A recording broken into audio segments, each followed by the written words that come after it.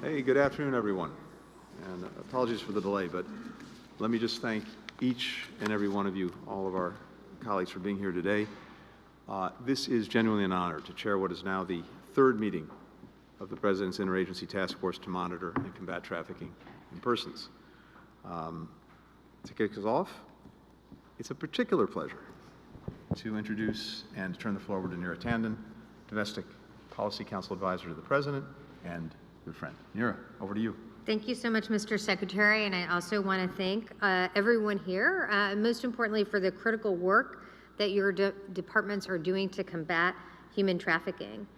We all know the importance of this work and the impact that we can have in tackling human trafficking when we harness the strength of the entire federal government and our partners to address it. As we all know, it's a multifaceted problem, and it takes an all-of-government approach. And in that vein, the Domestic Policy Council has been really privileged to work with a range of agencies to deliver real policy change that affects this problem. I'll just talk about a few issues, including temporary foreign workers and unaccompanied children who are, particularly vulnerable, and really appreciate the great work. I'll be speaking on issues that I know agency partners have been doing tremendous work with us to accomplish real change on behalf of, again, some of the most vulnerable people in our society. So as we all know, our administration is committed to cultivating an environment where good jobs with strong labor protections are available to all. H-2B temporary workers serve alongside U.S. workers in some of our country's most critical occupations, and despite the requirements intended to protect these workers, too many find themselves in abusive situations, including forced labor with no way out. Driven to do more in this space, in October 2022, the White House launched the H-2B Worker Protection Task Force with the great collaboration of so many leaders here. Particularly, I want to do a shout out to the Secretary of Labor, Acting Secretary of Labor, for her leadership in her prior role and her role now. This past October, the task force released a report detailing a series of sub-regulatory actions to be taken in the coming weeks and months to strengthen worker protections in the program. These actions include enhancing protections for workers who report labor violations, reduce unscrupulous recruitment practices, and improve worker access to information about their rights. It is really important as we think through how we're protecting all of labor that we take the essential steps to address the needs of the most vulnerable. I also want to just take a minute to talk about our unaccompanied children program. We really want to highlight the tremendous work of Health and Human Services in addressing the needs of this vulnerable population. HHS has taken numerous steps to ensure that unaccompanied children are protected against trafficking and exploitation, including through a new memorandum of agreement with the Department of Labor to improve information sharing and coordination, updating home study requirements for sponsors, expanding post-release services, and tightening protocols to ensure the safety concerns reported by children through the National Call Center are appropriately addressed. We know how hard the Department of Labor and HHS has been working to protect vulnerable children. There's more work to do, but an incredible system of protection has been built, and I just wanted to note that. And finally, the DPC has been focused on ensuring victims and survivors of human trafficking and gender-based violence have the physical and behavioral health care services and supports they need. And so we are grateful for the work we have done with HHS to ensure that there are new toolkits for behavioral health care providers, and that we're providing them with the information they need to better spot signs of human trafficking and assist survivors. This work is really critical to ensure that we're using all of our tools across the federal government to do everything we can to offer protections. And I know that we are squeezed for time, so I will now turn it over to my very, very dear friend, Jen Klein, and Chair of the Gender Policy Council. The first is more important. Thank you, Neera, and thank you all. I'm really privileged to be able to work with so many of you on this range of issues, including preventing and addressing gender-based violence with the wonderful federal partners and leaders in this room. Today, I have the additional honor of introducing 3 remarkable survivor leaders who will continue their advocacy as new members of the U.S. Advisory Council on Human Trafficking.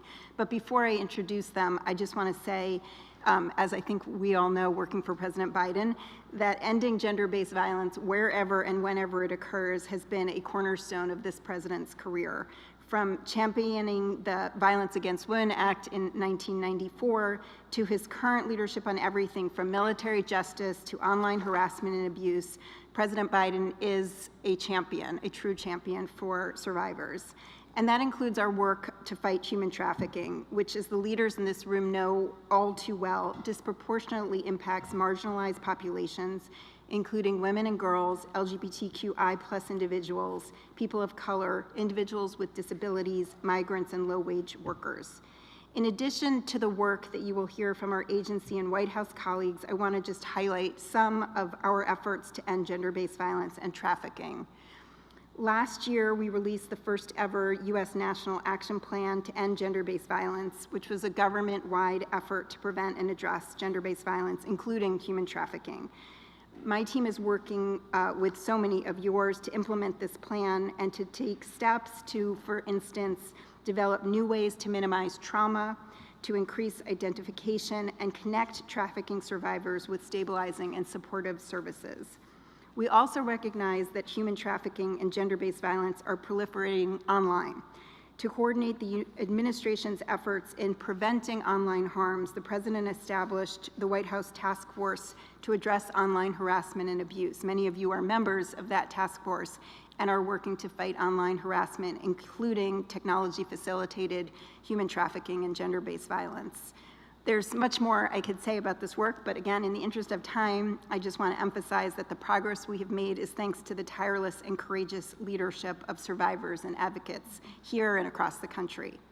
Survivors are literally the heart of everything we do, and survivor input, including through key partners like the U.S. Advisory Council on Human Trafficking, is vital to ensuring that the policies and strategies that we put in place are effective at addressing trafficking, including its facilitation by technology and the intersection with different forms of online harassment and abuse. Lived experiences are critical to informing the administration's work at these intersections. So on behalf of everyone gathered here, thank you to those who serve on the Council for the time you dedicate to combating this crime and for your expertise and advocacy on behalf of survivors everywhere. So with that, I'm deeply honored to announce 3 new members of the Council. Jose Luis Alfaro is a lived experience expert working with anti-human trafficking organizations worldwide to spread awareness, specifically within the LGBTQI+ community. Christina Love, a proud Alaska Native, brings to the Council a deep commitment to systems change and advocacy for marginalized and targeted populations based on her own experience as a survivor of domestic violence, sexual assault, and trafficking, a formerly incarcerated individual in long-term recovery, and as a person who has experienced homelessness and disabilities. And finally, Chris Ash, whose current work as an anti-violence advocate and educator brings together their lived experience and years of direct service and community-based consent and prevention education work. So thank you to Jose, Christina, and Chris, and our existing council members for their continued leadership in ensuring that all people can live and work with dignity and respect. And with that, let me turn it back to you, Secretary Blinken. Jen, thank you very much. And could I now turn it over to Liz Sherwood-Randall, our Homeland Security Advisor, to maybe share a few of the notable accomplishments that we've had just over the past year or so, as well as talk a little bit about the way ahead. Liz. Thank you, Secretary Blinken. And let me begin by thanking each of you, our cabinet members, and all of the other leaders around this table and around the room for taking your time to participate in this very important event, now an annual event for our administration, the 3rd time we've gathered in this format. We all know how much heart and soul goes into this and how important the work is to our nation's health and well-being and to the world. Over the last 3 years, you and your teams have done extraordinarily hard and historic work to prevent human trafficking, to prosecute perpetrators, and to protect survivors. So my message this afternoon is simple, we have to keep pushing ahead. And importantly, in this year ahead, we have the opportunity, no, I would say it's our obligation, to continue translating the National Action Plan into tangible progress.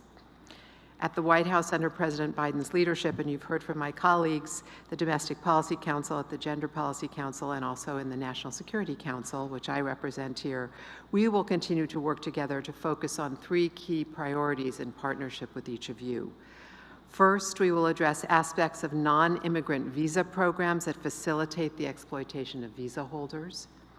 The Department of Homeland Security, under Secretary Mayorkas's leadership, has already done impactful work on this front, including protecting workers from exploitation while maximizing the value of the H-2B program to power the fishing, restaurant, tourism, and other industries all around the country.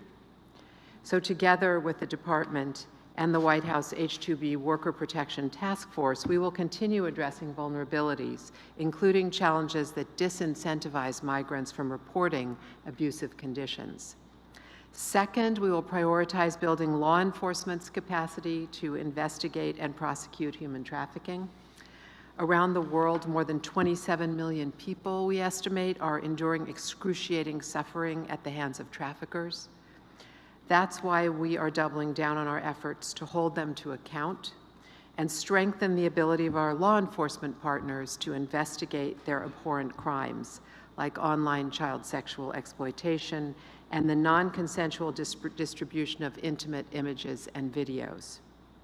I look here and see so many of my colleagues, the Attorney General Merrick Garland, Paula Bates, the Deputy FBI Director, and know how much work you and your workforce does on behalf of these individuals, how important this work is going forward. Finally, we will work to expand our toolkit for disrupting and deterring human trafficking. As a first step, we will work closely with the Treasury Department's Office of Foreign Assets Control to sanction more perpetrators for their involvement in this immoral and inhuman practice. And we will work, as I said, with all of you, because we know it's not enough just to prioritize this work. We have to work together to have a greater impact, to use the strength of our entire federal enterprise to get this work done.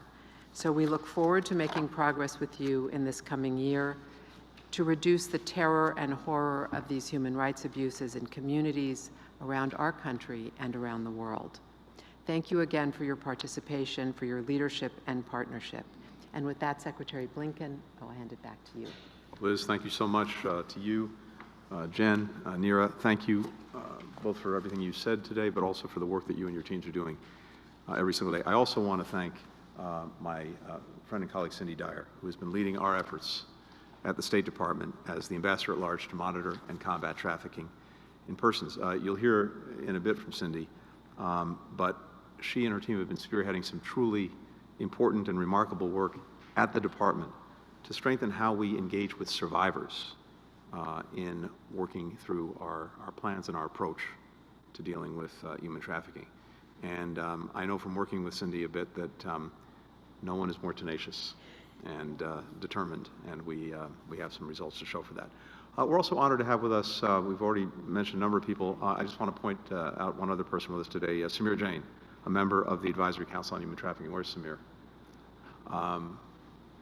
Here, there you are. So those of you who don't know Samir's story, he was lured into leaving a white-collar job in New Delhi by the promise of a job in business development.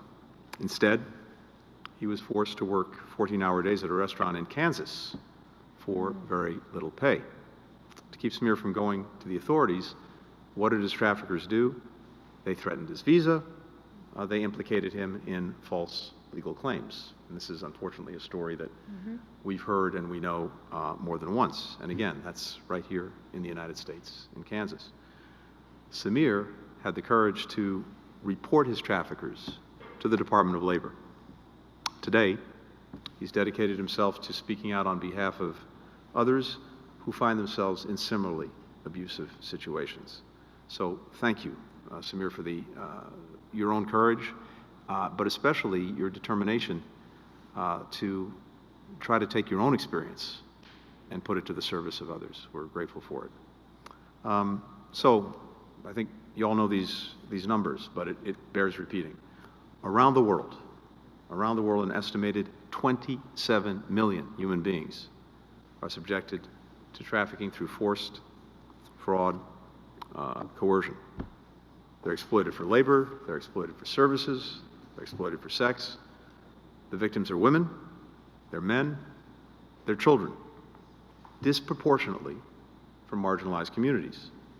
Each of them denied the fundamental human right to be free. As President Biden says, human trafficking is, and I quote, a stain on our society's conscience. Trafficking also fuels crime.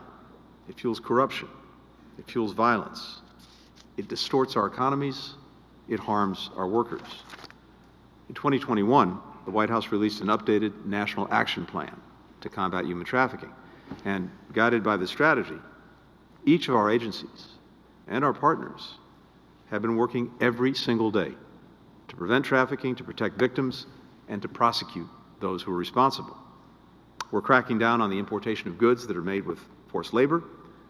We're strengthening our efforts to counter online sexual exploitation and abuse of children, as you've heard, and through the presidential memorandum the President issued last November, we're taking additional steps to shore up worker rights and worker protections.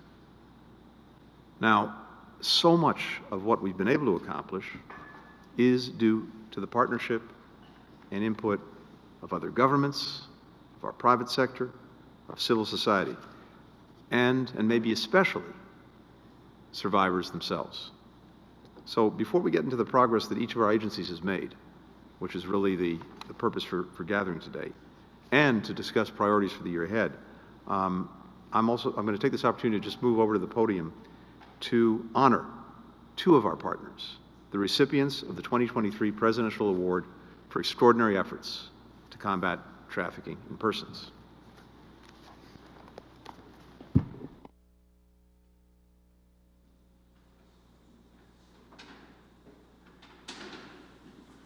This makes it more official.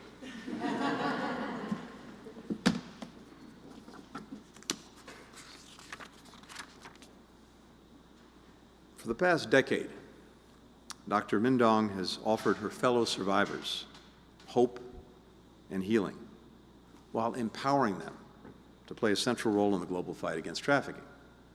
As co-founder and executive director of the Survivor Alliance, Min helps train victims to become effective advocates. The Alliance ensures that our collective understanding of, as well as our policy response to trafficking, is actually informed by the experiences of those who've been its victims and have lived it. It connects survivors to job opportunities. The Alliance also teaches people how to engage ethically and effectively with survivors. Min says that she wouldn't be here if not for each and every person on my journey who kindled the fire of freedom within me. And she, in turn, has helped to fuel that fire of freedom in so many other people. Min couldn't join us today, but I'd like to read the citation that's printed on the award that she's receiving. And again, I quote, "To Dr. Mindong, for her efforts to advance the anti-trafficking movement through research and advocacy, her substantial dedication to uniting, supporting, and empowering the global survivor community, her long-standing efforts to place survivors at the center of anti-trafficking work." So we're going to make sure to get this award to her very soon, but meantime, congratulations.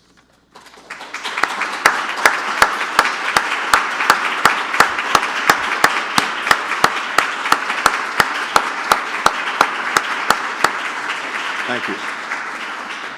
Now I'd like to invite Ambassador Dyer just to join me for the second award presentation today. Ensuring that survivors have adequate support systems, from stable housing to job opportunities, is a key element of the President's National Action Plan. So our second awardee, Restore NYC, exemplifies this approach. Restore NYC's mission is to make freedom real for victims of trafficking.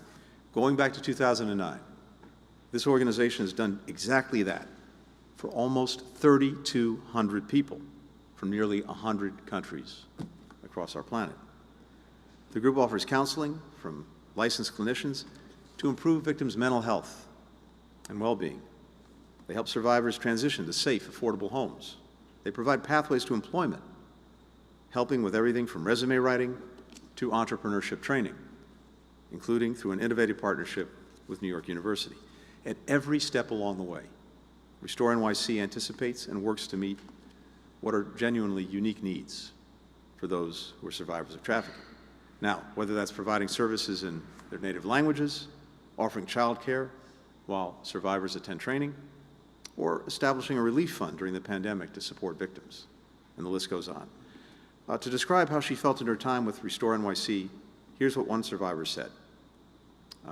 She painted a butterfly and said, "This is me." That's the feeling that Restore NYC gives to the victims that it helps. So, in honor of all the lives that they've transformed, I'd like to invite Beck Sullivan, Restore NYC's Chief Program Officer, to receive the award today.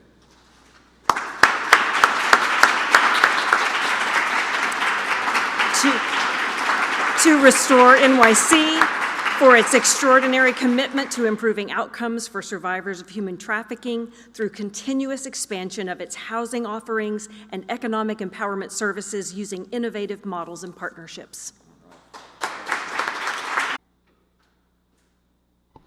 So to get back to the business at hand of the Commission, let me turn back now to Cindy Dyer to give us an update on the interagency efforts of the Senior Policy Operating Group. Cindy, right over to you. Thank you. Thank you, Secretary Blinken. It is a privilege to be in the presence of such extraordinary advocates in the fight against human trafficking. First, let me echo your thanks to the U.S. Advisory Council on Human Trafficking. I am inspired by the Council's engagement and partnership, and am thankful to have them join us at this table. Their participation in anti-trafficking initiatives and their 2023 annual report provides us with the invaluable insight and expertise necessary to forge ahead in our collective efforts to combat human trafficking. The Senior Policy Operating Group, which consists of senior officials of the 20 federal agencies represented here today, continues to coordinate measurable actions across the federal government to address human trafficking. I would like to focus on a few of our recent accomplishments. The Grant-Making Committee released a review of promising practices in U.S. government-funded anti-trafficking in persons programs. The committee developed this resource to address recommendations made by the U.S. Advisory Council to identify promising practices for anti-trafficking grant programs that are survivor-informed, trauma-informed, and culturally competent. We hope this will be a valuable resource for federal grant-making agencies, practitioners, and other stakeholders. The Public Awareness and Outreach Committee published a federal anti-trafficking resource inventory, which includes a list of federal human trafficking outreach efforts and resources, awareness campaigns, toolkits, and programs. The list also helpfully includes evaluations of the effectiveness of the particular resources. Just last month, the Procurement and Supply Chains Committee hosted a virtual public outreach session for contracting companies, non-governmental organizations, international partners, associates of state, local, tribal, and territorial officials, and other interested stakeholders to build understanding about the anti-trafficking requirements of the Federal Acquisition Regulation. This was the second public meeting by the committee, and topics included the federal government's guidance on anti-trafficking risk mitigation and management, trainings and resources for government contractors, the use of government reporting to help analyze supply chains, and developments in efforts to prevent and address human trafficking in global supply chains that would be helpful to apply to federal procurement. Last, in furthering the government's implementation of the executive order on advancing racial equity and support for underserved communities through the federal government, The Senior Policy Operating Group is developing a plan to integrate racial equity into our anti-trafficking work. We know that Black, Indigenous, and other people of color are differently and disproportionately impacted by human trafficking. To inform our plan to address these disparities, we sought information related to the intersection of race and human trafficking through several channels, including through a request for information, a virtual public meeting, and a series of small in-person roundtables with different communities around the country. Thank you for the opportunity to highlight some of the Senior Policy Operating Group's recent efforts. I look forward to continued work together in the coming months. Thank you. Cindy, thank you very much. Thank you for that report. Thank you for the great leadership that your office has shown. I'd actually like to give Samira Jain now an opportunity to speak representing the U.S. Advisory Council on Human Trafficking. As a number of us have mentioned, the Council is an indispensable partner in everything that we do. So, Samir, we're grateful to have you with us today and grateful to get an update from you on the Council's work. Thank you, Secretary. Good afternoon. My name is Samir Jain. I'm a member of United States Advisory Council on Human Trafficking. I would like to thank the administration and all the PIK agencies for their to combat human trafficking. In 2017, 20 years later, today, I still power with each of you. And on behalf that is first of its kind, where leaders with lived experience advise the highest level of our government. It is a great honor for me to present on behalf of the Council today. The scourge of human trafficking continues to evolve. Civil unrest and war across the globe, natural disaster, climate change, and advent and increasing reach of social media all pose significant challenges. It is within these contexts that we recently submitted our 2023 report. This report focuses on data, on access and services for all victims, and on visa and immigration systems. We specifically made recommendation on the intersection between human trafficking and missing, murdered, and indigenous and Black communities. We call for the adoption of best practices in prevention and services and focus on building capacity for culturally diverse organizations.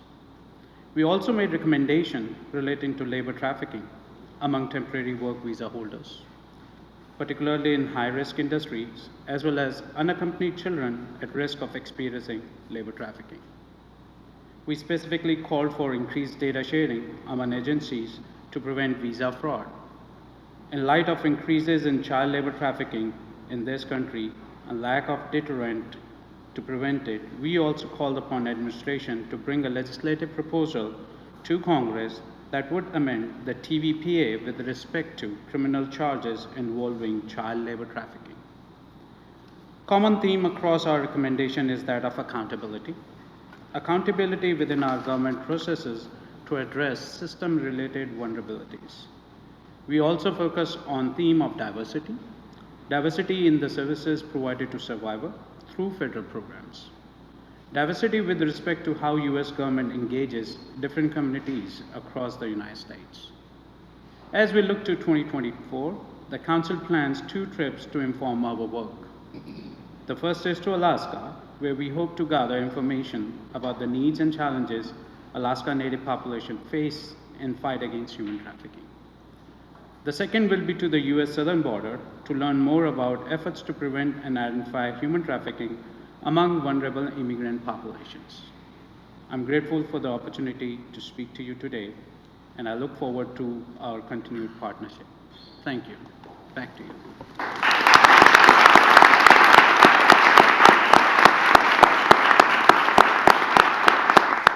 Thank you very much, Samira, and thank you for the great work of the Council and for the partnership that we enjoy. So we now want to have a chance to basically hear from all of our departments and agencies that have been leading our anti-trafficking efforts, and we'll go around and do that. I have the honor of kicking us off, taking off my hat as chair of this meeting and putting on my State Department hat to give you a little bit of a report on what the State Department's been up to, and then I'll turn it over to colleagues. So first, our department is working to ensure that our human trafficking efforts are informed, as you've heard, by survivors and the trauma that they've endured. Wherever department employees encounter victims of trafficking, at our consulates, in refugee camps, at shelters, or anywhere else, we want to engage survivors in a respectful and sensitive way. We've worked with the U.S. Advisory Council on Human Trafficking, as well as the department's own Human Trafficking Expert Consultant Network, to develop key resources that allow us to meet that essential goal. We've launched 2 new online trainings, one through our Foreign Service Institute for department employees, another to assist our anti-trafficking stakeholders, our grantees, our other partners. Second, we're taking steps to prevent forced labor and other forms of migrant worker exploitation. We've been updating our consular training course to empower staff to better prevent, detect, and respond to human trafficking. And just as a parenthesis here, I think one of the things I've found really instructive over these last 3 years is the ability for all of our departments and agencies to make sure that as we're learning more and as we're experiencing more and dealing with an issue, perhaps even an issue that was not something that our departments and agencies were focused on in the past, our ability to bring people up to speed, to make sure that we're sharing best practices within our own departments and agencies, and to have career-long training and education for our workforce is vitally important, and this is something we're really focused on. We're empowering workers coming to the United States with the information and resources they need to protect themselves and protect their rights by simplifying the Know Your Rights pamphlet that we distribute to many visa holders, and we're conducting workshops, for example, in Mexico, for prospective temporary workers. Third, we're launching new models of foreign assistance to combat trafficking. Going back to 2015, the department has funded innovative partnerships through which the United States and participating countries jointly develop plans to prevent child trafficking. This year, we've expanded that approach to address all forms of human trafficking.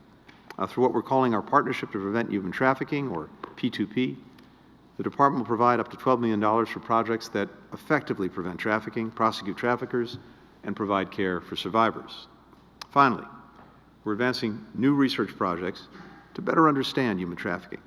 This year, for example, we'll fund a groundbreaking project with the International Labor Organization to create standardized tools for determining the prevalence of human trafficking, which we hope researchers around the world will adopt, because knowing where and knowing how much trafficking is occurring is obviously a vital step in addressing it.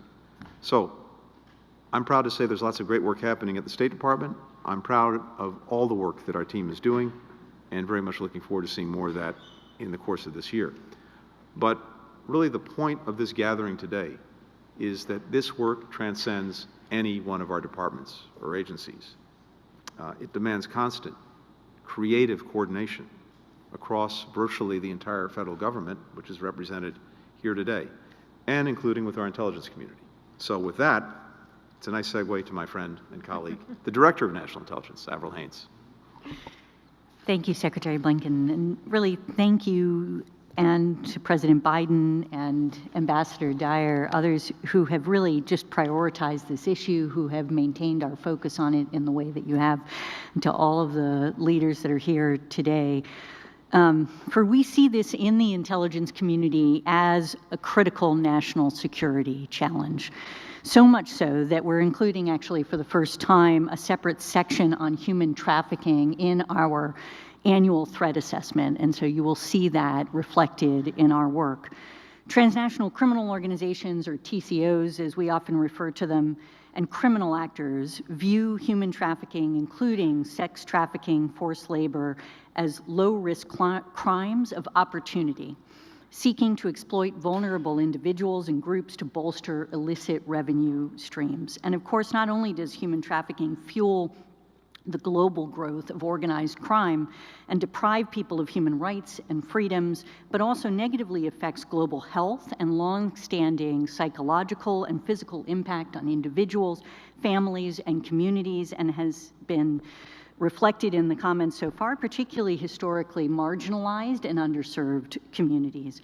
To help address this disturbing reality, the intelligence community, in close partnership with law enforcement, has been improving its production of detailed data analysis and reporting to better discern patterns and trends in human trafficking of migrants. And with the help of new tools for conducting such analysis, we're investing in these efforts, we think, to good effect, as we also work to continually improve our connection to both local and federal law enforcement, as well as the Department of Homeland Security, to assist them in their work to countering the problem. And for example, last year, the intelligence community hosted a crisis cell which comprised itself of intelligence, law enforcement, other key partners, to enhance support focused on combating human smuggling and human trafficking. And the crisis cell resulted in improved reporting and information sharing, increased support to border enforcement, and aided activities to disrupt human smuggling. These are the kinds of organizational mechanisms we need to build on in order to enhance our capacity to provide the intelligence that our operators, our policymakers need to combat trafficking in persons. Relatedly, we're also working to support coordinated partner efforts to enhance public awareness. For example, the intelligence community actively lends support to the Department of Homeland Security's Blue Campaign, a national public awareness campaign designed to educate the public, law enforcement, and other industry partners regarding human trafficking. And in addition, we continue to work on strategic assessments on human trafficking that draw on the robust expertise that resides not only in this task force and in the folks that work for all of the people that are here, but also in the advisory council, to really discuss a whole range of issues in this area, to provide assessments including on sex trafficking, on forced labor in the global supply chain, and other issues that are of interest to the policy community in this work. And then moving forward, the intelligence community is focused on initiatives through which we might provide further support to law enforcement to improve detection and disruption of trafficking networks. For example, FBI's Transnational Organized Crime Actor Detection Program is an operational coordination system that advances counter-transnational organized crime, advanced data management, and information sharing that we participate in and support. The program, over time, will assist with the identification and disruption of transnational criminal organizations involved in human trafficking. Ultimately, we hope programs like this and our collective efforts will better support the policy and law enforcement communities in their critical efforts to not only raise awareness around this issue, but also to effectively counter global trafficking more broadly. And we just thank you again for the opportunity to discuss our contributions on this issue. Thank you. Well, thank you very much. I'd like to turn now to the Attorney General. Eric. Thank you, John. And good afternoon, everyone. So we are all familiar with the horrors of human trafficking, but I want to highlight just a few stories that capture the urgency of our work. Last year, the Justice Department secured a 35-year sentence and an order to pay nearly $1 million in restitution against an individual in Louisiana who used sexual abuse, violence, withholding of food, and other forms of abuse to compel multiple minors to work for his business. The department secured the sentences of a mother and son for 30 and 6 years, respectively, and in order to pay $840,000 in restitution for luring vulnerable victims from Mexico, some as young as 16, and compelling them into commercial sex at the mother's bar. And the department secured a sentence of 6 life terms in federal prison and an order to pay $68,000 in restitution against an individual who forced women struggling with homelessness or substance use disorders to engage in commercial sex. These cases represent just a small fraction of the work we have been doing to combat trafficking crimes and pursue justice for victims. During the last year alone, the Justice Department secured almost 300 convictions of defendants on both sex trafficking and forced labor trafficking charges.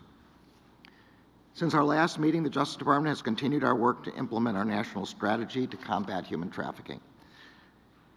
The Attorney General's Advisory Committee of United States Attorneys convened a human trafficking working group to guide all 94 of our U.S. attorneys in combating human trafficking in their districts. The FBI established a specialized anti-trafficking team in its Crimes Against Children and Human Trafficking Unit to disseminate victim-centered, trauma-informed expertise to the FBI's 56 field offices. The Civil Rights Division's Human Trafficking Prosecution Unit led the Interagency Forced Labor Initiative Steering Group in detecting, investigating, and prosecuting forced labor with a focus on forced child labor. Last summer, the department released its own national strategy for child exploitation prevention and interdiction, which covers child sex trafficking and complements the national strategy to combat human trafficking. And through the department's Office for Victims of Crime, we issued over $95 million in grant funding for direct victim services and legal assistance, and for specialized training and technical assistance on the needs of labor trafficking victims. In the year ahead, we plan to expand this work across all of our components and across the country. The perpetrators of human trafficking prey on vulnerable people for profit. In so doing, they attempt to undermine not only the victim's sense of safety, but of their dignity. The Justice Department will continue to use every tool we have to combat human trafficking and to vindicate the rights of victims and survivors. We look forward to continuing to work alongside all of you in this difficult task. Thank you. Thank you so much. We are next going to turn to the Department of Homeland Security.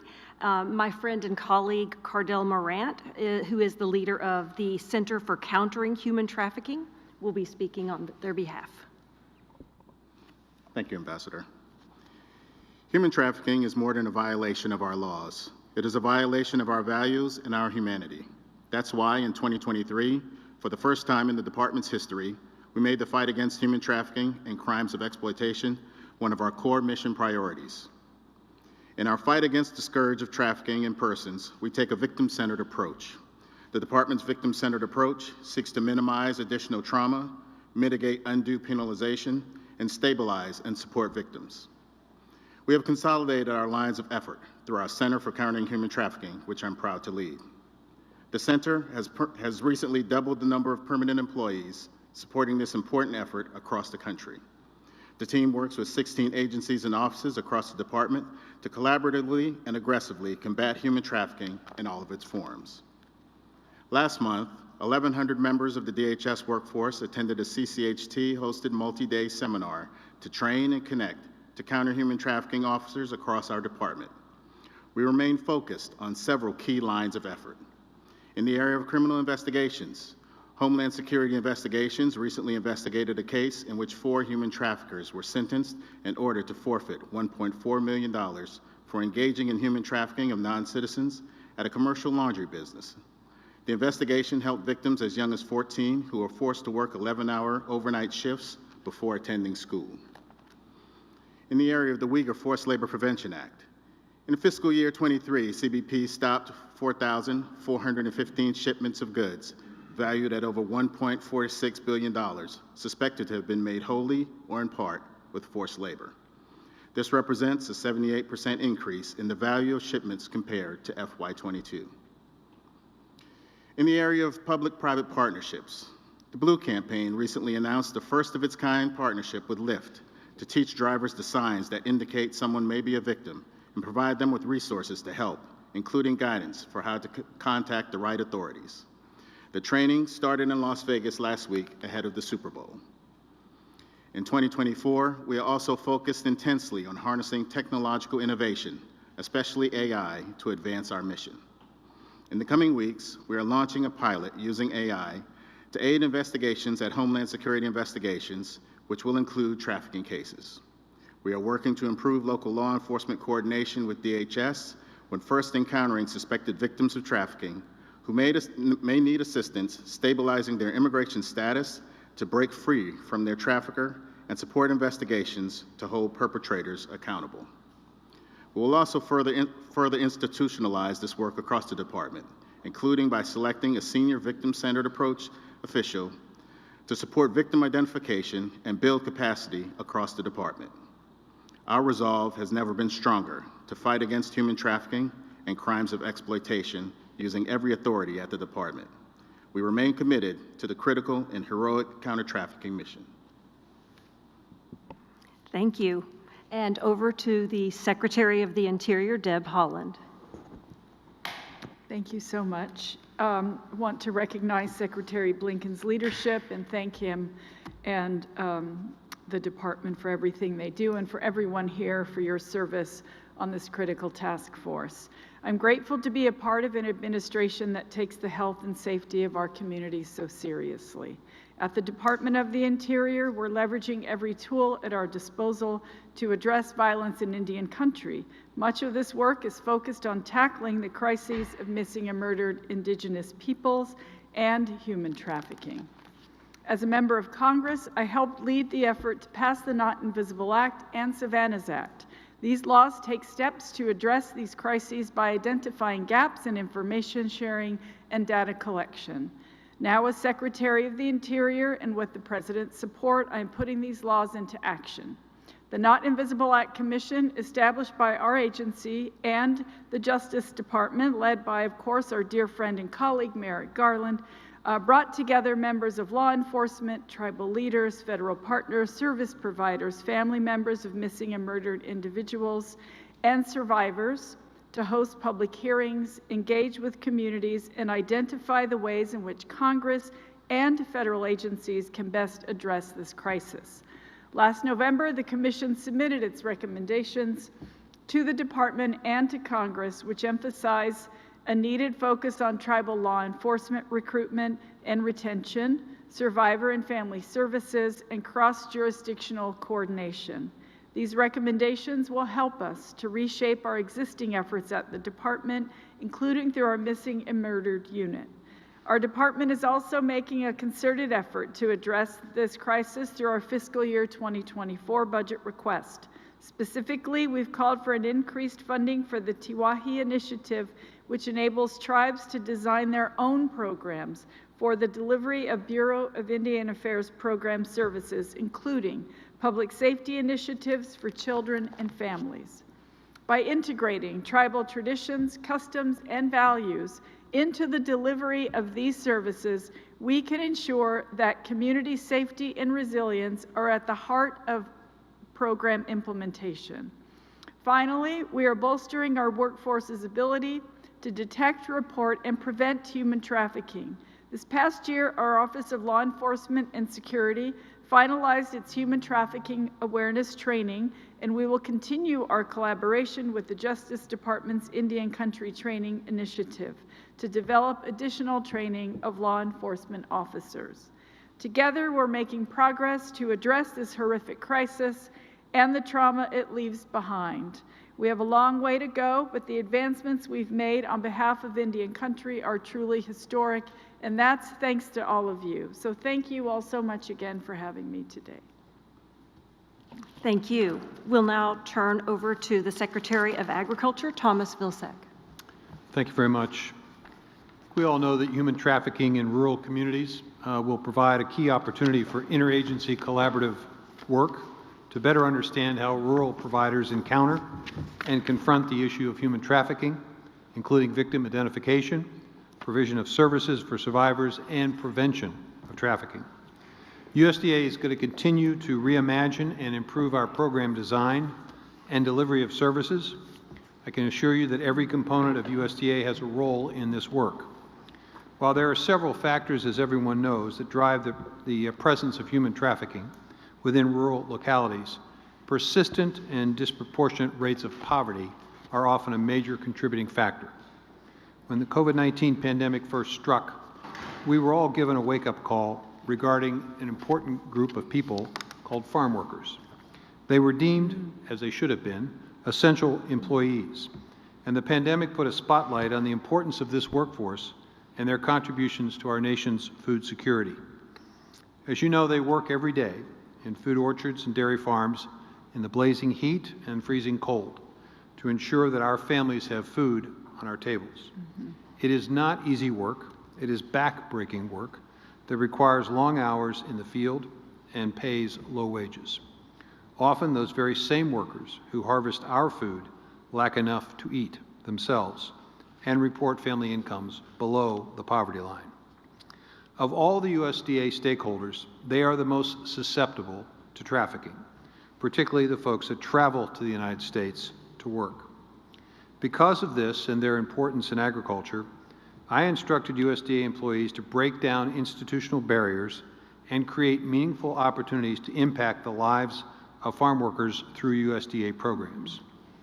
Last year, in coordination with many of the agencies at this table, USDA launched the Farm Labor Stabilization and Protection Pilot Program. Now, this pilot program is utilizing up to $65 million in American Rescue Plan funding to provide support for agricultural employers in implementing robust health and safety standards to promote a safe, healthy work environment for both U.S. workers and workers hired under the seasonal H-2A visa program. This program aims to raise the bar with employers on worker protections. Employers engaged in the grant program must ensure ethical, safe recruitment of any worker employed through the H-2A visa program. We know that the recruitment process is an area of particularly high risk of exploitation of workers looking for opportunities to come to the United States. It must stop, and we're sending the message that this kind of conduct in recruiting is unacceptable. Additionally, we're ensuring that all workers employed by grantees in this program have access to Know Your Rights and Resources training that will help ensure workers have better information and a better understanding of how to seek help if they need it, hopefully setting the standard for the entire migrant workforce. At USDA, we're also taking strides to ensure our contractual relationships are with responsible industry partners. In 2024, we're working towards gaining further visibility into the supply chain of prime contractors to mitigate risk in the provision of food commodities and labor-intensive services. We will, of course, also continue to include requirements that contractors and grant recipients must prevent the trafficking of persons or forced labor. You have our commitment to continue to advance the understanding of trafficking in persons and identifying the best way to integrate and track the many ways in which this issue intersects and impacts rural communities and rural people. Thank you, sir. We'll turn now to the Acting Secretary of Labor, Julie Su. Thank you so much. As many in the room know, about 30 years ago, 72 garment workers from Thailand were trafficked to the United States and then forced to work behind barbed wire and under armed guard in an apartment complex for 18 hours a day. These workers were vulnerable in part because they had been told their whole lives that they should keep their heads down and know their place, and that all they would ever know were poverty wages and a lack of opportunity. And that made them susceptible when traffickers came and promised them a good job. And that promise, of course, turned out to be a lie. When those workers were freed, improbably, they spoke up and challenged not only their traffickers, but the industry that had made demands for their labor. And that created a tremendous amount of change. I was privileged to be their attorney during that time. And back in September, I was privileged again to induct them into the Department of Labor's Hall of Honor. It was really lovely. So I know we've talked a lot about listening to survivors and understanding their work, and 67 of those 72 were women, which is also indicative of how this problem works globally. In terms of looking forward, the Department of Labor is focusing on two things. The first is enforcement of labor laws in this country. And I think it's important to note that we shouldn't look at the abuses that happen to trafficked workers as aberrations. They really turn out to be one end of a spectrum of abuse that is often common in those very same industries. And if we don't look at the context in which the abuse occurs, then we're missing out on a key lever we have to try to prevent the abuse. We, like so many agencies, are also training our staff on recognizing indicia of trafficking, right? As we enforce labor laws, we can often be the first line to see to see that, and we're making sure that our training is both trauma-informed and survivor-centered. We have been working with the Department of Justice on assessing back wages and using forfeiture and restitution and other tools, but again, recognizing that the ability of survivors to actually collect real wages is limited if we don't look at the entire context in which their abuse occurs. We are also certifying T and U visas, and it's important, I think, to note that those visas exist because of the Thai workers and their work and their advocacy. The second thing that we're focused on is our international work. We are investing in organizations around the globe who are identifying forced labor and child labor and the risks in supply chains of those kinds of practices. We've worked with Secretary Mayorkas and the Department of Homeland Security on what was already mentioned, making sure that any goods that are made with forced labor are prevented from being imported. We follow the extraordinary leadership of Ambassador Tai, who is breathing life into this president's promise that when we look at our trade policies, we will look at the well-being of workers, and that includes those who have been trafficked. And we work with the Department of Education, and I know that Deputy Secretary Martin is going to talk about some of that collaboration. So as has been said, none of us does this work alone.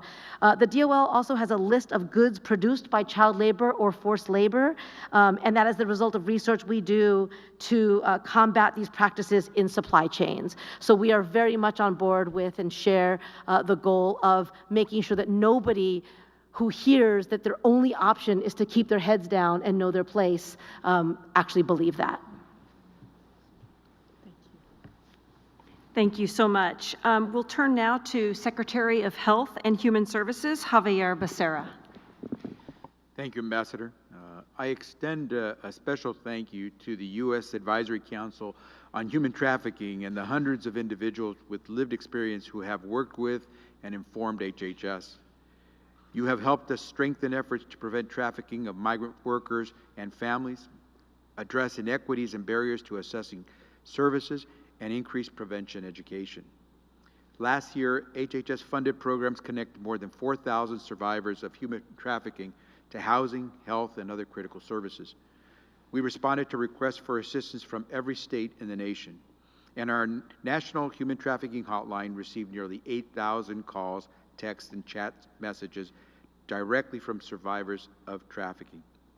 We want to stop human trafficking before it occurs and minimize its harmful impact.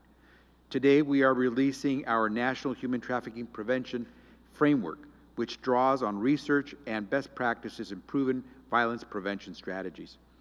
Additionally, protecting children and youth from trafficking continues to be at the core of our prevention efforts.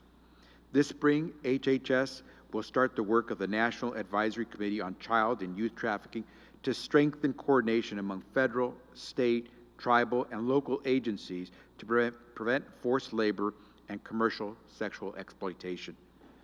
Each of us has a role in reducing violence in our society. Last summer, thousands of survivors and leaders across government, private sector, and nonprofit organizations joined our National Human Trafficking Prevention Summit and brought with them a shared commitment to taking on this issue. Studies show that most survivors of trafficking have seen a healthcare provider while they were exploited. This year, we invite partnerships with healthcare institutions to expand the number of providers trained to identify, screen, and provide trauma-informed responses to human trafficking. We also invite coordination to continue strengthening the resilience of public health supply chains against forced labor. In addition, we will continue to work with tribal leaders and indigenous organizations to address the intersections of trafficking and missing and murdered indigenous persons. And we will organize regional convenings to share best practices and interstate coordination among child welfare and other youth and family serving organizations. HHS recently announced the Anti-Trafficking Leadership, Innovation, and Sustainability Project to support high-impact, survivor-led programs to advance anti-trafficking efforts.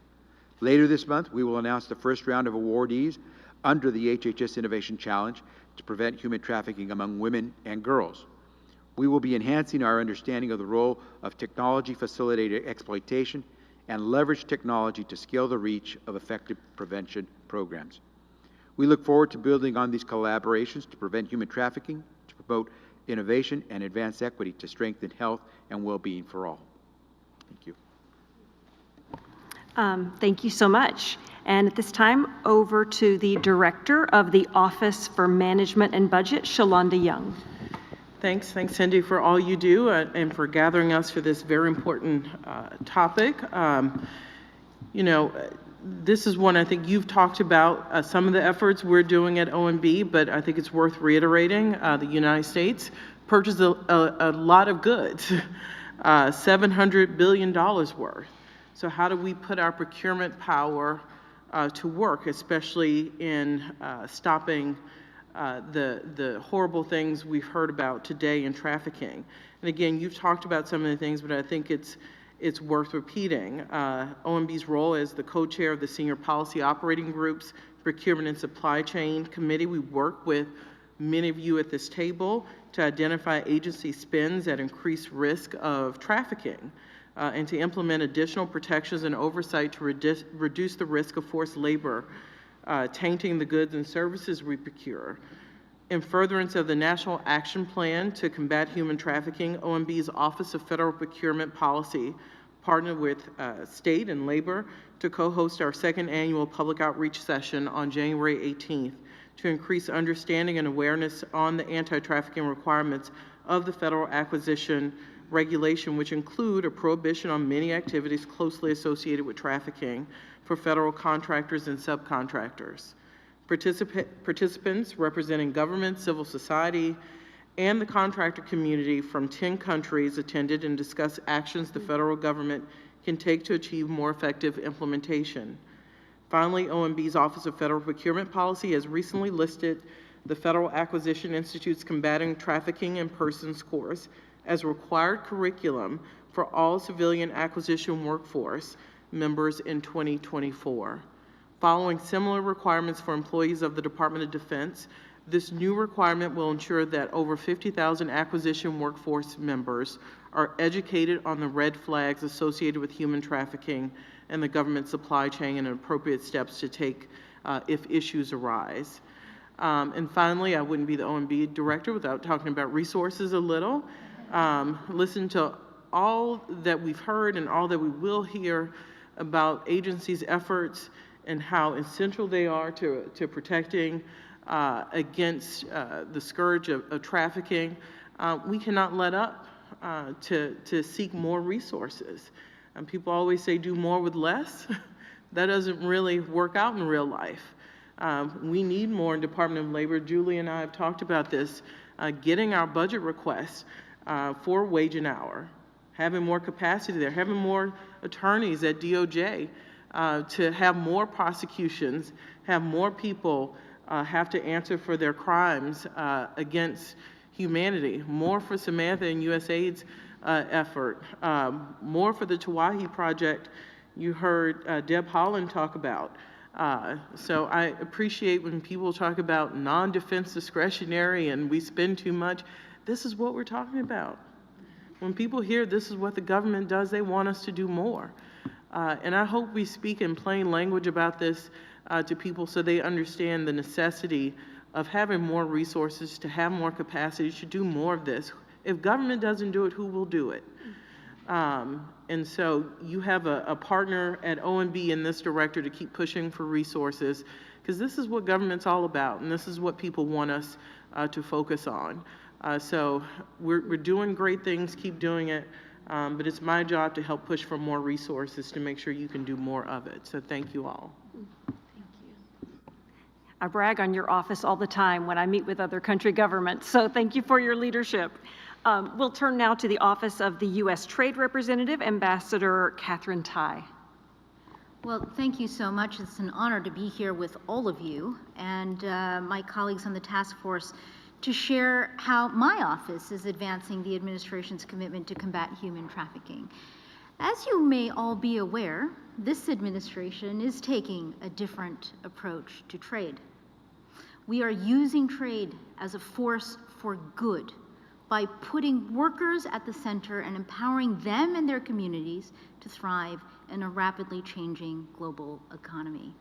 And I just want to pause for a moment and to reflect on the comments that so many of my colleagues in the White House and in the cabinet have made, which is every one of us has approached this issue in our remarks by centering our focus on the experience of people in our economy and the global economy. I think in this sense that I take a lot of inspiration from this particular table that we have set, that we are sitting here in a hall of power, each one of us with particular authorities, placing the experience of workers and people at the center. And I really want to express the honor and the privilege that it is to share a seat at this table with Samir down here at the end, who shared his experience and his courage with us in terms of what he has seen in the global labor supply chain. What we are doing at USTR is working to incentivize that race to the top. And what that means is a global economy where workers can compete on the basis of their skills and their creativity and not exploitative cost advantages, labor law violations, or degrading practices. And this includes making sure that goods made by forced labor do not enter the United States, and doing everything we can to eliminate forced labor in supply chains globally. One of the most important tools that I have to carry into international trade discussions, forums, and negotiations is a piece of US law. Section 307 of the Trade Act of 1930, it's been around for almost 100 years, prohibits the importation into the United States of goods made in whole or in part using forced labor. In 2023, we focused on creating a team of like-minded trading partners that are all committed to this cause, and we will continue this work in 2024 and beyond. USTR developed and is negotiating the highest standard labor texts ever developed for 3 landmark agreements: the Indo-Pacific Economic Framework, the United States-Taiwan Initiative on 21st Century Trade, and the United States-Kenya Strategic Trade and Investment Partnership. The proposed texts would commit partners to meaningfully addressing forced labor in supply chains alongside the United States. Additionally, we are continuing our close collaboration with the European Union through the US-EU Trade and Labor Dialogue to further enhance our transatlantic coordination. With Japan, in this very room, just over a year ago in last January, we launched a task force to promote human rights and international labor standards in supply chains. This task force continues to meet to deepen our partnership with Japan on this issue. And just this very week, the United States, Canada, and Mexico are holding a trilateral dialogue on forced labor enforcement under the United States-Mexico-Canada Agreement. We are continuing to exchange information on enforcement approaches and best practices related to addressing forced labor risks in our own hemisphere. We are leveraging all available trade tools to clean up our supply chains, including, would you believe it, through the World Trade Organization. Their ongoing fisheries subsidies negotiations have allowed the United States to propose a provision to address the prevalent use of forced labor on fishing vessels, especially distant water fishing vessels.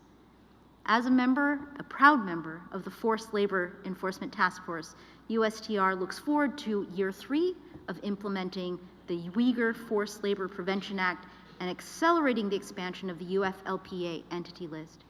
Finally, we at USTR will release our first ever forced labor trade strategy later this year, which is the result of great teamwork with many of your agencies and also with labor organizations, governments, civil society, survivors, and businesses. I look forward to our continued collaboration over the next year. Thank you so very much. Thank you, Ambassador Tai. Now over to Deputy Secretary of Education, Cindy Martin. Thank you, Cindy. Great name. The 2 Cindys here. As I mentioned before to this group, this is my 34th year in education. I spent 17 years as a classroom teacher and 10 years at an inner city San Diego, California, where I saw firsthand students and their parents being trafficked. Because we were born in a town next to Tijuana, I got to witness it, unfortunately, firsthand. A mother who trafficked herself because her husband had been deported, and she had to do something. I also saw a student do it. Those are some firsthand stories that I witnessed, and then I became superintendent of San Diego Unified School District after being principal at the inner city school for 10 years. As superintendent, I was able to then actively work in that leadership seat that I had to combat what I had seen firsthand devastate families that I loved and cared for. I was able to do that at all levels of the system to ensure that all school personnel, the 16,000 employees in San Diego Unified, had the proper training and support to prevent and respond, detect and recover. And so I bring that experience to the work that I'm now leading with our agency, the Department of Education, and our Office of Safe and Supportive Schools, knowing what can happen to students and their families when we don't give the kind of support that we already know what to do. We are here to support the National Action Plan to combat human trafficking, and we know what to do. It's our responsibility, and with the dedicated guidance and support that we can put out there, we can make a real difference. In response, and with the actions that's required through this plan, the Department of Education has hosted 13 webinars on human trafficking and child exploitation. All of these webinars are designed to get the information out there so people know what to do. And the attendance rates are incredible. We host a lot of webinars with the Department of Education. We like to educate. We host webinars. We had almost 16,000 people register for our webinars, almost 10,000 people attending. 94% of the participants in our webinars strongly agreed that the webinars improve their understanding, to know the topic and to understand what it looks like to prevent, to respond, and to recover. And that's why we've published our resources on human trafficking in American schools and what schools can do to combat human trafficking, and also partner with survivors in this also second guidebook and the summary of everything that we can do with QR codes, because we love that, to give resources so schools know what to do. The participants, these 16,000 people that registered for our webinars, they ranged from school bus drivers who see it firsthand, to curriculum specialists, to McKinney-Vento liaisons from across the United States and several territories, as well as multiple countries. We had Waukegan Public Schools from Michigan, Long Beach Unified from California, and Fairbanks School District from Arkansas, just as an example of the kinds of people who sign up and participate. And then information from all of our webinars from the last several years we've published, and it's available on our website from our National Center on Safe and Supportive Learning Environments. So if you didn't attend, you can send people to it, and you can see the resources that we make widely available. We also partner with Department of Labor, being able to work with your wage and labor and your international team to be able to get the information out there in some of our webinars. We also put, in terms of prevention, administering support in terms of $500 million in funding this fiscal year for students' wellness and well-being, because we know ultimately we need to prevent this from actually happening in the first place through exercises and training on financial literacy and self-care. We know social emotional learning is so important, and that's how we can empower our youth with the skills to recognize what might be happening to themselves, or to report it when they see it happening with other people, and to refuse trafficking and abuse, and to prevent youth from offending themselves. And then also through the BISCA, we're investing, Bipartisan Safer Community Act, we're investing in mental health professionals, increasing 14,000 mental health professional providers in our schools that will also help detect and prevent, because we know the value of school-based mental health supports. So this fiscal year, we're going to continue to do webinars implementing the anti-trafficking and exploitation strategies and resources for new youth, newcomers, and immigrant youth, and continue to talk to youth about trafficking. I'm just proud of the learning that we're doing in the series that will be continuing, and I'd love to learn from what other agencies are doing so we can collaborate and help school officials that are working with our students every single day get the resources and supports they need right in their hands. And these resources are all available for all of you to widely distribute. Thank you. Thank you, Cindy. Over to Jeffrey Prescott, Deputy to the U.S. Ambassador to the United Nations. Thank you very much. It's an honor to be here. Last year at the U.S. mission to the United Nations, we worked with our allies and partners across the UN system to ensure that combating human trafficking remains a key priority in Vienna, in Geneva, in New York, in Rome, and throughout the United Nations system. Our goal is very simple. It's to extend all of the work that we've been hearing about from around the table and across the U.S. government to the work that we're doing with allies and partners, and indeed across the entire international system, so that we're spreading our focus and our attention and our priority, not just here, but to other parts of the world. Let me just give two examples, one from the last year and one the kind of work that we have underway this year to advance this mission. First, we're trying to strengthen the tools that the international system has to address this scourge. For example, the United States coordinated with a few partners last year to successfully negotiate a resolution that will provide the UN Office on Drugs and Crime, UNODC, additional tools, including the tools to collect essential data and strengthen their efforts against trafficking. This is something that we're doing not just at the UNODC, but at UNICEF, the UN Children's Fund, and other UN institutions as well. Second, we're going to advance our efforts to use the global platform that we have at the United Nations to address this issue as well. We're going to use our status as a member of the Human Rights Council this year to continue to advance anti-trafficking priorities, including in 2024.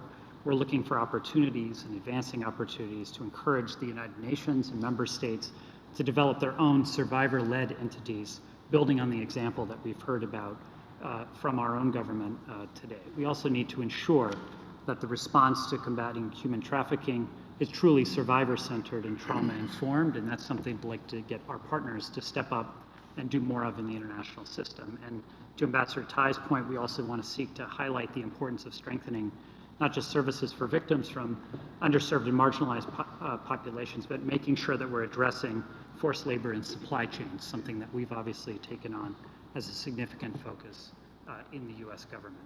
There's much more to come in our efforts at the United Nations, and we partner, of course, very closely with others in the room, Secretary Blinken, who was here earlier, Ambassador Power, and others. We want to work with all of you to make sure that we're getting this right. I want to thank you again, thank in particular President Biden, Vice President Harris, Secretary Blinken, and the rest of the senior officials in the room here on our leadership and on continuing this focus not just at home but around the world. Thank you. Thank you. I'll turn now to Samantha Power, Administrator at the U.S. Agency for International Development. Thank you so much, Ambassador. Thanks to Secretary Blinken and all of you who are doing so much to combat this horrific crime. I have attended many of these task force meetings in my current capacity. This is my third, as it is for many of you. I believe 4 as UN Ambassador and several as a staffer as President Obama's Human Rights Advisor. And I can't think of a previous meeting where there was such personal testimony. This builds on Catherine's point. It's very inspiring to see just how personally people are taking this cause and the conviction and the commitment as manifested in the work of you and your teams. So I also am just very honored to be here. Since 2001, well before my time, USAID has invested nearly $400 million across 88 countries to fight human trafficking. And we try to bring a toolkit in partnership with the communities in which we work. The tools range from conducting research that sheds light on key drivers and flows of trafficking to helping deliver legal assistance to survivors or to people still in captivity or enslavement, to bringing together local, national, and regional stakeholders to coordinate new policy, new legislation, new regulation, new enforcement. In all of this and other work, we, like so many have mentioned here at other agencies, are committed to survivor-focused efforts. USAID's comparative advantage is our ground game and our ability to connect, the ability to support individuals at the local level while working to take what we learn from that support to enable systemic progress at the national and regional level. Stories of real people today at this meeting, I think, have brought home the human stakes of the effort, and I will share as well a story of Salam, who is a 26-year-old from Bangladesh, A few years ago, Salam heard about a new IT job in Cambodia that would pay 5 times more than his current job. His dad mortgaged the family farm to help Salam pay for his travel and visa. But once in Cambodia, Salam was forced into a labor compound and made to work for hours for a criminal scamming network. His documents, like so many's, were confiscated and his communication with his family was cut off. Thankfully, a USAID-supported program helped Salam make his way out of the compound in September of 2022. But, and this happens so often, once he returned to his community, he had little support in getting the counseling and the resources he needed to reintegrate, much less the legal support that he needed to try his case. Bangladesh is, of course, one of the countries hit hardest by human trafficking. It falls within the top 10 countries worldwide for the number of people in the country trapped in modern slavery. And the enormity of the problem in a country like Bangladesh makes it difficult for the government to provide survivors with those kinds of resources to reintegrate them. And in many cases, of course, the justice system is completely overwhelmed by the sheer number of perpetrators or the sophistication of those networks. So we're hugely appreciative of the collaborative work by other agencies in the intelligence, the justice, the labor, the trade, and of course the diplomatic spheres. USAID worked with the government of Bangladesh to help craft in the first instance and then revise its national plan of action to combat human trafficking and to empower communities with the tools to enforce it. We worked with survivors like Salam and leaders in civil society and government to establish guidelines that outline a step-by-step process for service providers to offer counseling, places of safety for victims as they reintegrate, and legal support to try to bring perpetrators to justice. Today, Salam is working as what is called a survivor empowerment officer at one of our partner organizations, helping alert people who are still enslaved to their rights, while also helping integrate those who mercifully have made their way out of captivity. To keep cases from lingering in the justice system, USAID is working directly with the government of Bangladesh, and again, this is just one example, but to bring home just the range of inputs and support that are needed, but to build its capacity to actually try cases. We train nearly 500 members of the judiciary, law enforcement, trafficking tribunals, lawyers, and court administrators in handling trafficking cases so they can do so more quickly and effectively and put survivors at the center of their focus. Even in just the past year, these efforts are already making a difference. In 2023, courts in Bangladesh successfully tried 3 times as many cases as the year before and achieved 5 times the number of convictions. But before we celebrate too much, the numbers are very, very small. I will not share those numbers because we want to inspire more work, but the baseline, unfortunately, was very, very low. We are continuing to build on these efforts, sharing information to help more governments and leaders understand the evolving threat and, of course, to appreciate best practices for combating it, as well as to remember always to empower local leaders and survivors who we know are best at driving the change we seek. Thank you so much. Thank you.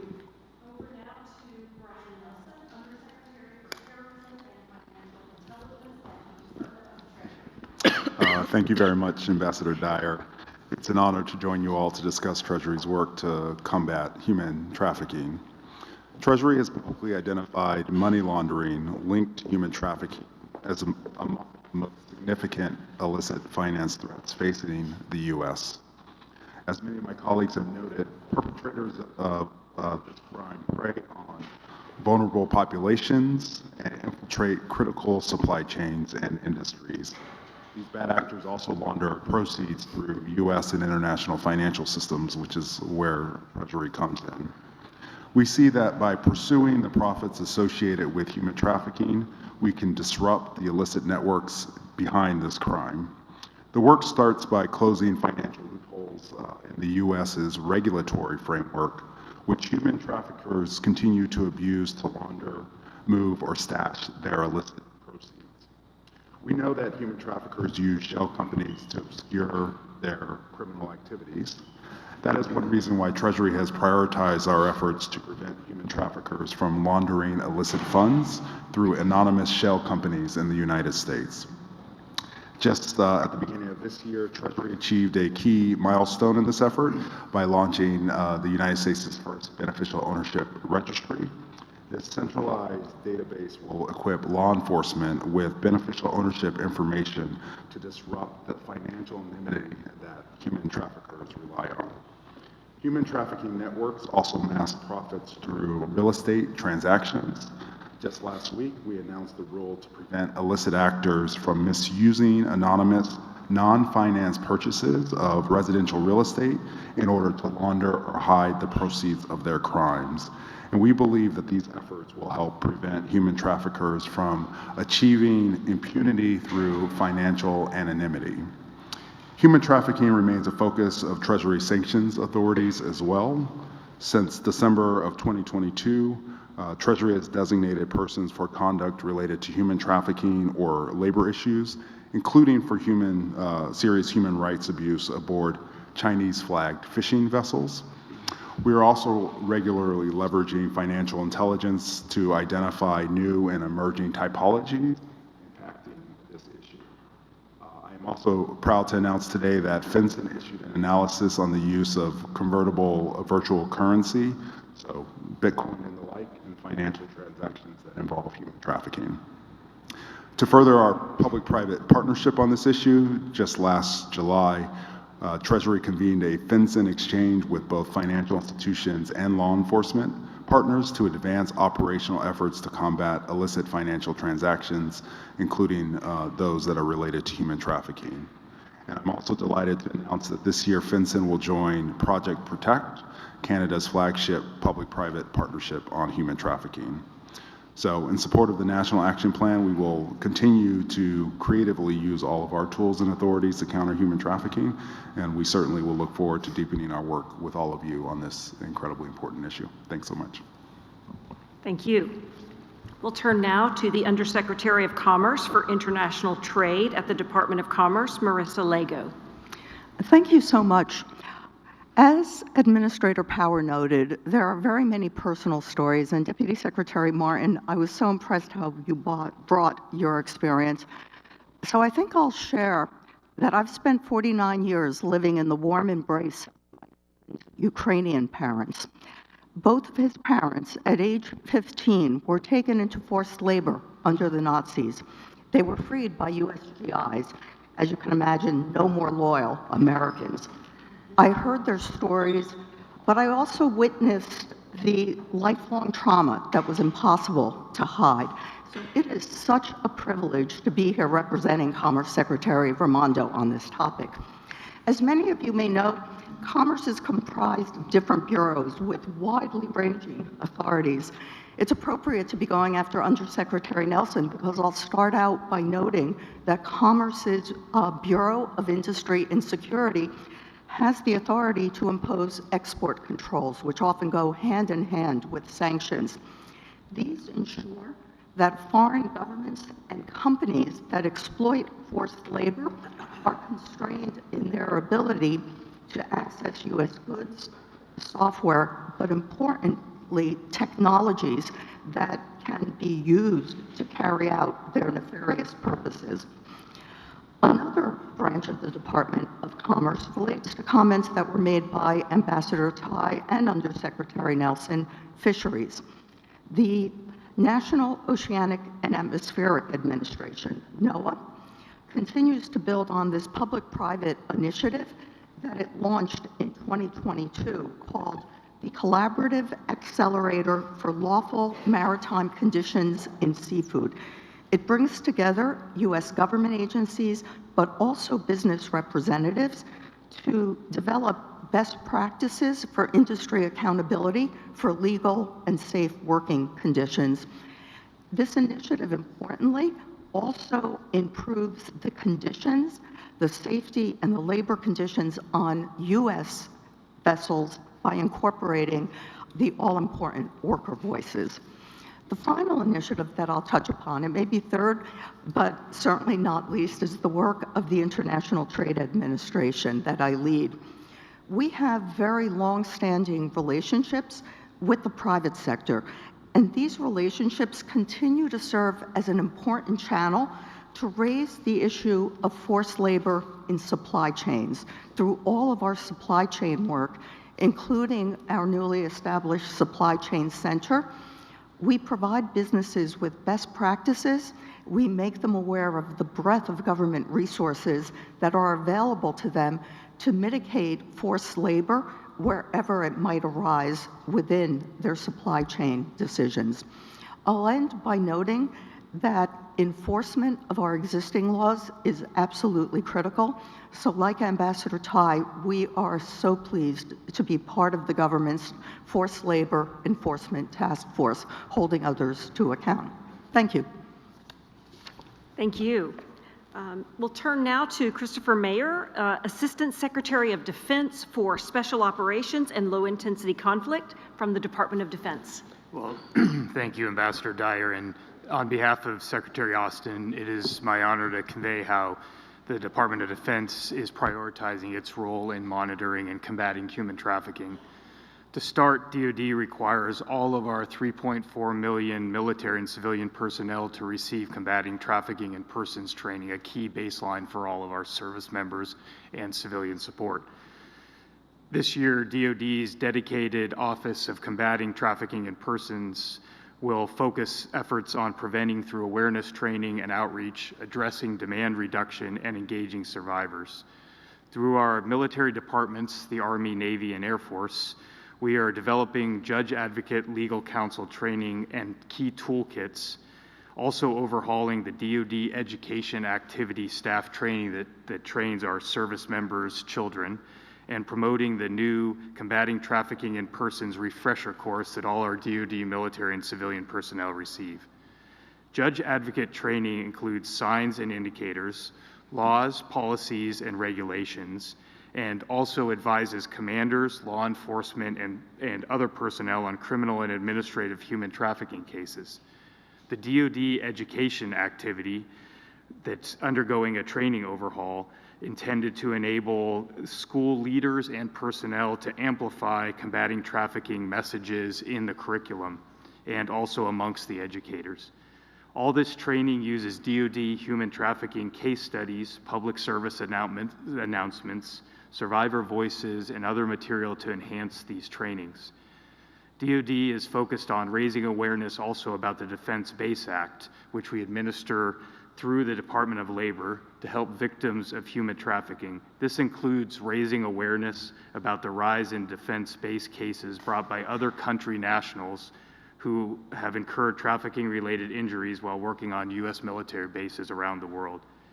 DoD has briefed Department of Labor administrative law judges, highlighting cases about harms suffered by workers in Afghanistan as one example, and informing them about the body of trafficking in persons laws that provide means to assist victims. DoD continues to add stories about survivors of sex and labor trafficking and child soldiering to its Survivor Voices of Human Trafficking website that gets regular and frequent visitors.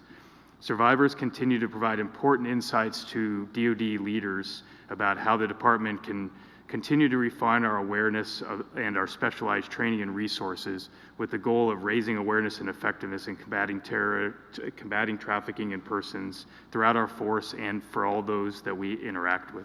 So thank you very much for the ability to participate. Thank you.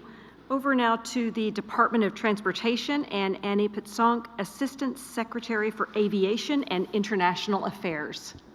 Thank you very much. As Secretary Becerra pointed out, most survivors of trafficking have some interaction with the healthcare system. Similarly, most people who are trafficked have some interaction with transportation. That's why the Department of Transportation is continuing to raise awareness among rural, urban, and tribal frontline workers across all of our modes of transportation, road, rail, air, and water, as they have unique and essential roles in combating human trafficking. I'm going to share what we've just done, what we're going to do, and what we're always doing. First, last month was National Human Trafficking Prevention Month, and Secretary Pete announced a new Transportation Leaders Against Human Trafficking Survivor-Informed Awareness campaign with scannable QR codes to educate and empower travelers and transportation workers across all modes of transportation. The campaign complements our survivor-informed awareness training for transportation employees and travelers and gives general and transportation-specific human trafficking indicators and reporting methods. We also hosted an event for hundreds of representatives from smaller transit agencies. Coming from a small town myself, I appreciate this very much, to highlight available resources because often trafficking occurs with people going to rural areas. And if people in rural areas are not equipped, they cannot help detect and prevent this scourge.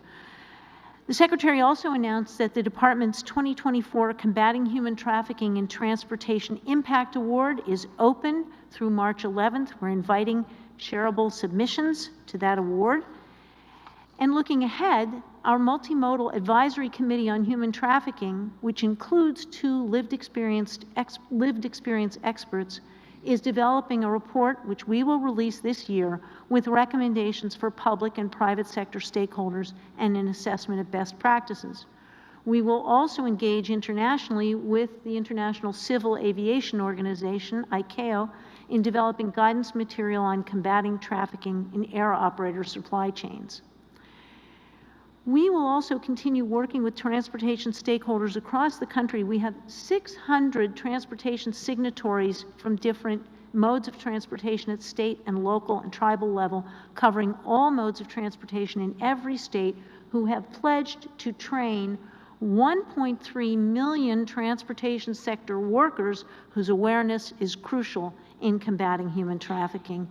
They are the eyes and ears that our outreach efforts depend on. We're also creating toolkits tailored to each mode so that these transportation organizations can develop a comprehensive approach to preventing the crime. We are always committed through our Transportation Leaders Program to leveraging those eyes and ears, and we will continue to require every state to permanently ban convicted traffickers from operating commercial motor vehicles.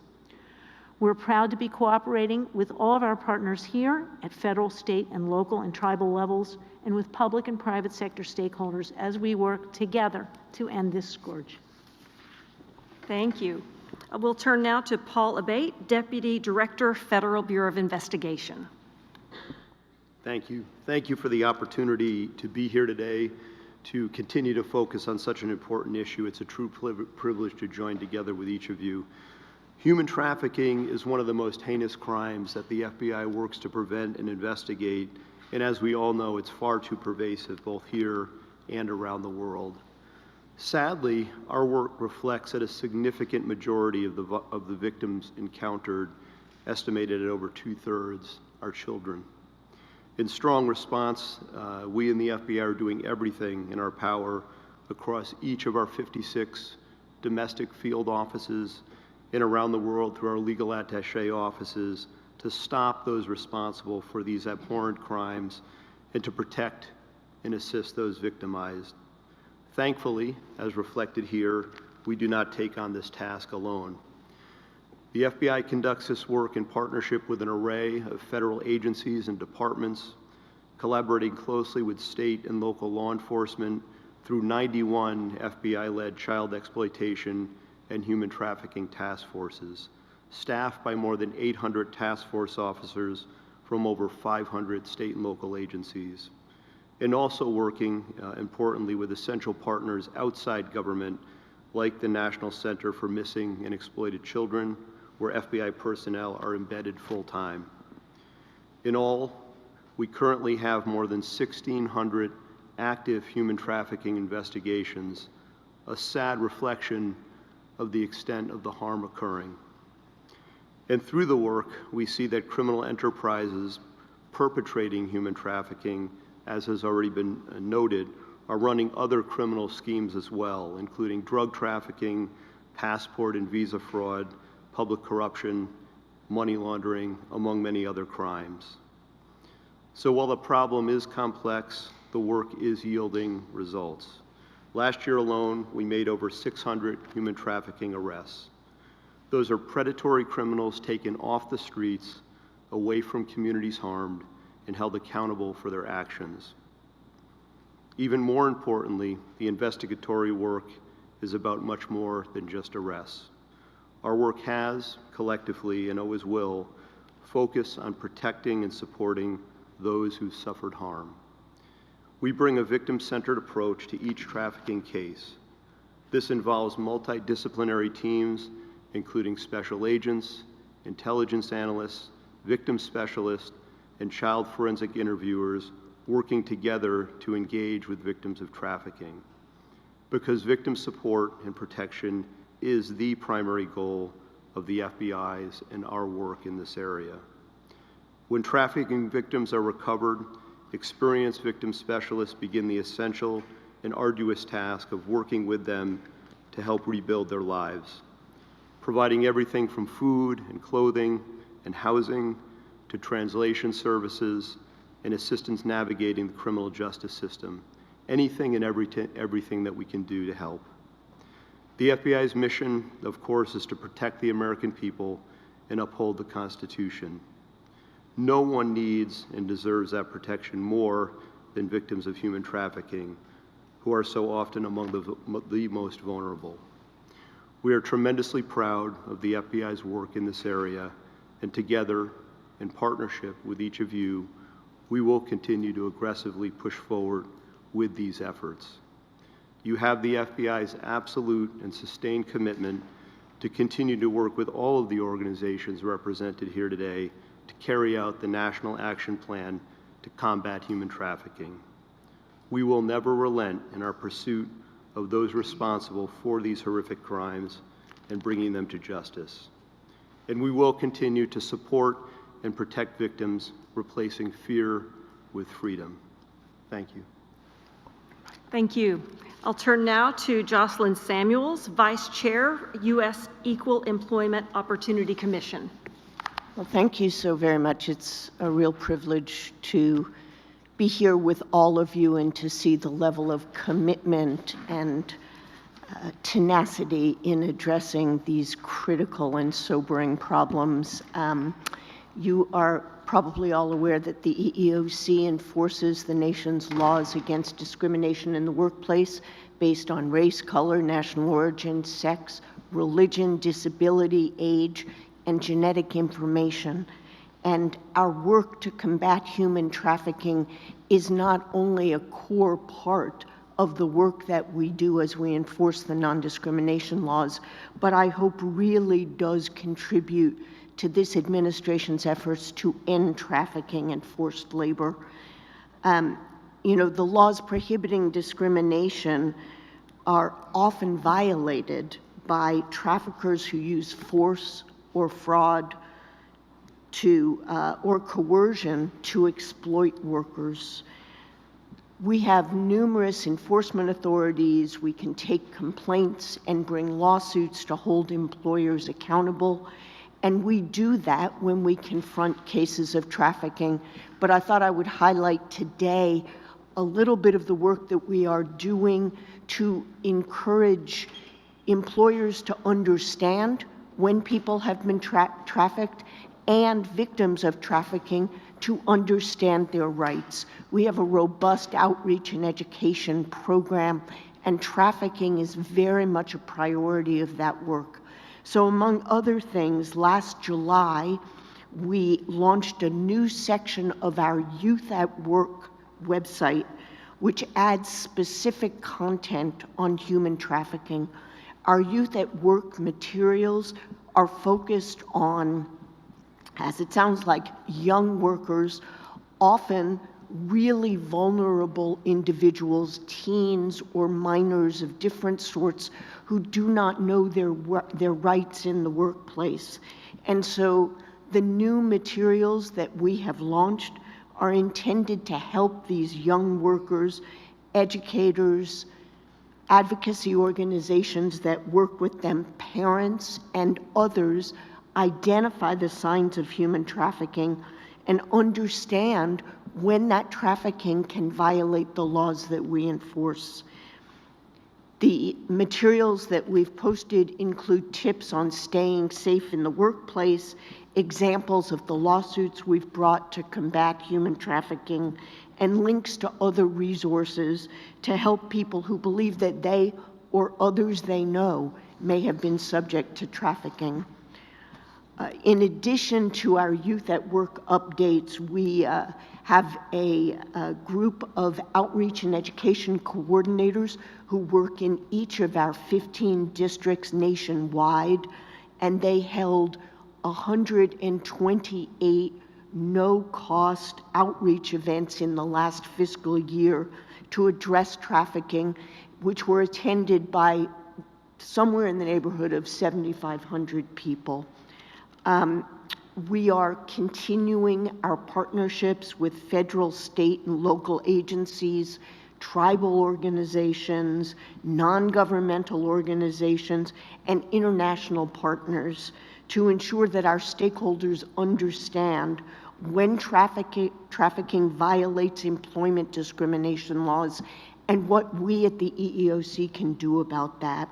How to request EEOC support for U&T visa petitions, and how to obtain relief for victims. We also will this year be releasing new material to help workers understand their rights to be free of harassment.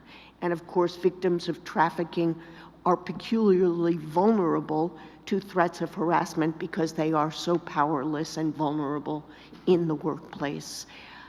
There is obviously much more to be done, but it is a privilege to be a part of this community trying to address this issue, and I look forward to our work together in the coming year. Thank you. Thank you, and thank you all for your work every day as well as making your presentations here. The problem of human trafficking is daunting, but I firmly believe that we are up to the challenge. I am so encouraged by the solutions presented and the commitment demonstrated by everybody here today. This issue cuts across so many different agencies, but I really believe that working together we can make a real progress and make a real difference in the lives of so many people. It is an honor to be a part of your team.